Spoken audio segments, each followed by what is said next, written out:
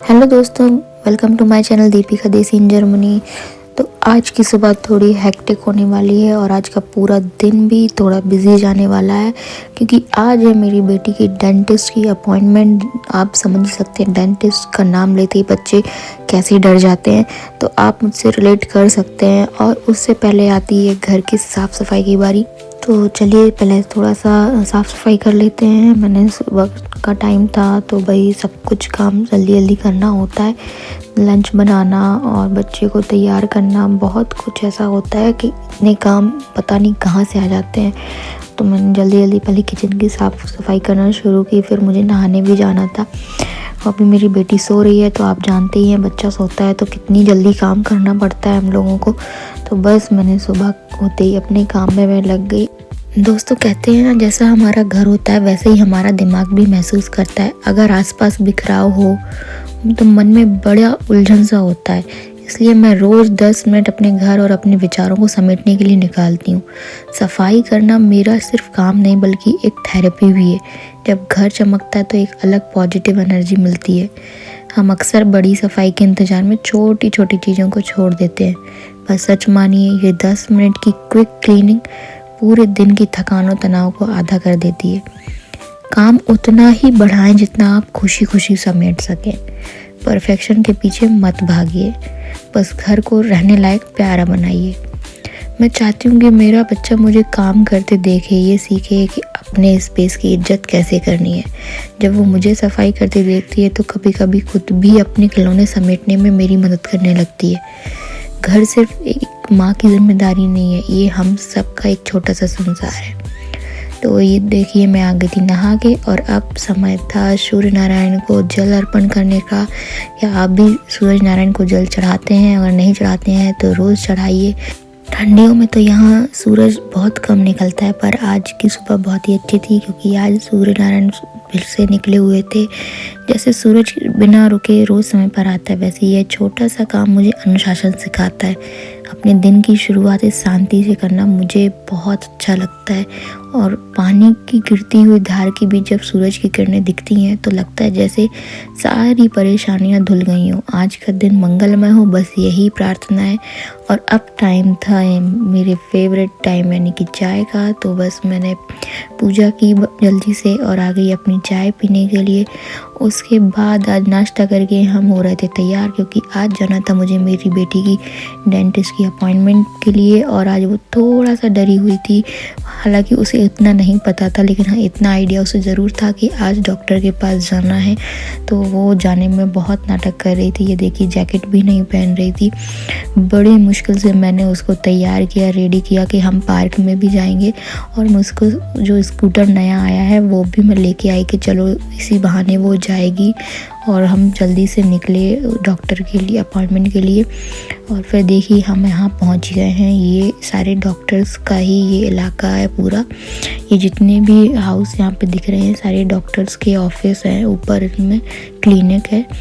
तो दोस्तों हम पहुँच गए हैं डेंटिस्ट के यहाँ और अनिका बहुत ज़्यादा डरी हुई है। पता नहीं वो कैसे रिएक्ट करेगी, डॉक्टर्स को देख के चेकअप कराएगी या नहीं, ये तो हम चेकअप के बाद ही हमें पता चलेगा।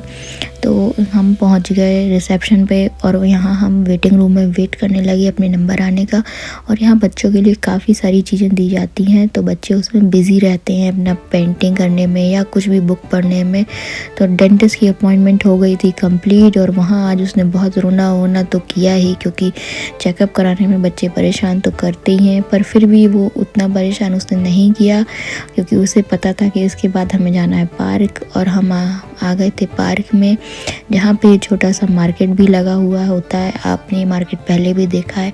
तो आज यहाँ एक्स्ट्रा शॉप लगी हुई थी ब्रेड और सब्जी की, जो मैंने बताई थी कि यहाँ पे लोकल जो किसान होते हैं वो अपनी शॉप्स लगाते हैं। फ्रेश सब्जी आती है तो वो यहाँ पे अपनी सब्जियाँ लगाते हैं। हर सैटरडे या फ्राइडे को ये लोग आते हैं यहाँ पे शॉप लगाने के लिए। और अभी क्रिसमस का भी टाइम चल रहा है तो लोग एकदम अच्छे से शॉपिंग कर रहे हैं। अभी यहाँ पे ये जो आप देख रहे हैं सीधे यहाँ पार्क है बच्चों का और कुछ झूले भी लगे हैं। ये देखिए मेरे राइट साइड में लोग फ्रूट खरीद रहे हैं। और अब बारी आती थी उसके स्कूटर चलाने की, तो मैंने जल्दी से उस पार्किंग उसका स्ट्रॉलर पार्क किया और उसका स्कूटर उसे दिया और ये देखिए वो चलाने लगी, प्रैक्टिस करने लगी अपने स्कूटर को चलाते हुए। थोड़ा सा तो गुस्सा भी थी आज क्योंकि डेंटिस्ट की अपॉइंटमेंट थी, तो थोड़ा सा नाराज़ भी हो रही थी। डेंटिस्ट का सारा डर अब गायब हो चुका था क्योंकि पार्क की ताज़ी हवा और ये खुशी यही तो चाहिए थी। बच्चों को के साथ थोड़ा वक्त बिताकर खुद को भी बड़ा सुकून मिलता है। आप भी बच्चे के साथ थोड़ा सा खेलें या उससे बेंच पर बैठकर बातें करें मुस्कुराते हुए, तो उसको भी बहुत अच्छा लगेगा।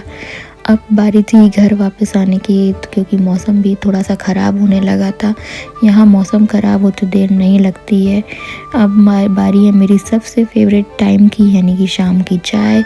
शाम की चाय के साथ सोचा थोड़ा सा स्नैक्स भी किया जाए, तो मैंने चाय बनाई। उसके बाद मुझे याद आया कि स्नैक्स बनाने से अच्छा है, आज तो पिज़्ज़ा रखा हुआ है तो क्यों ना ओवन में पिज़्ज़ा लगाया जाए। तो ये देखिए दोस्तों, आप भी चाय पीजिए और चाय का मज़ा लीजिए। और यहाँ मैं जा रही थी पिज़्ज़ा लगाने, तब तक मेरी चाय ठंडी होने लगी और मैंने सोचा तब तक पिज़्ज़ा हो जाएगा। तो ये यहाँ का बियो का पिज़्ज़ा है और इसमें बहुत सारी सब्जियां होती हैं।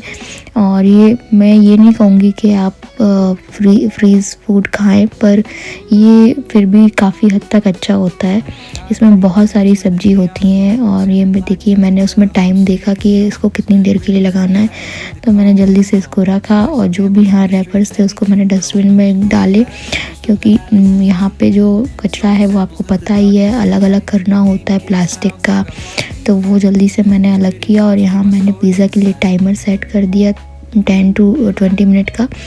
और ये देखिए हमारा पिज़्ज़ा हो गया तैयार। अब बारी है इसको कट करके सर्व करने की, तो बस मैंने कटिंग चालू कर दी पिज़्ज़ा कटर से और उसके बाद हमने एंजॉय किया चाय और पिज़्ज़ा। आज तो मज़ा ही आ गया पिज़्ज़ा खाने के लिए।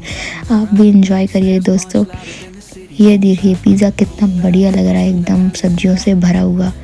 उसके बाद बारी थी डिनर की। चाय पीकर एनर्जी आ गई थी वापस।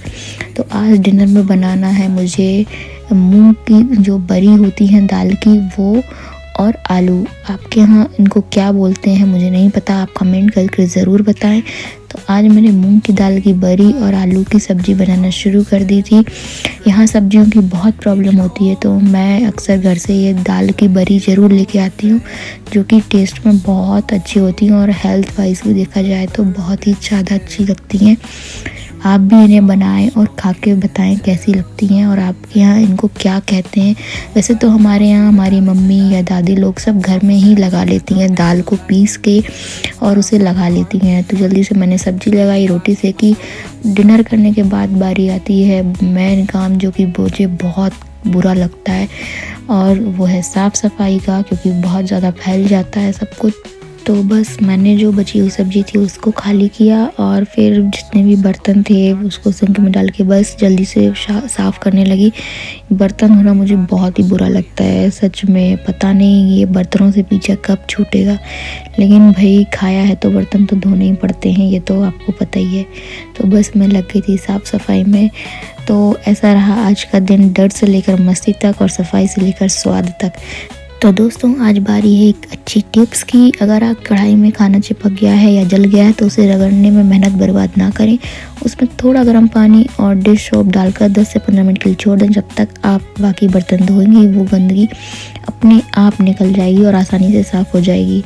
जब तक आपकी सब्ज़ी पक रही है, चाय उबल रही, उसी बीच में जो 2-3 बर्तन इस्तेमाल हुए उन्हें तुरंत धो लेना चाहिए।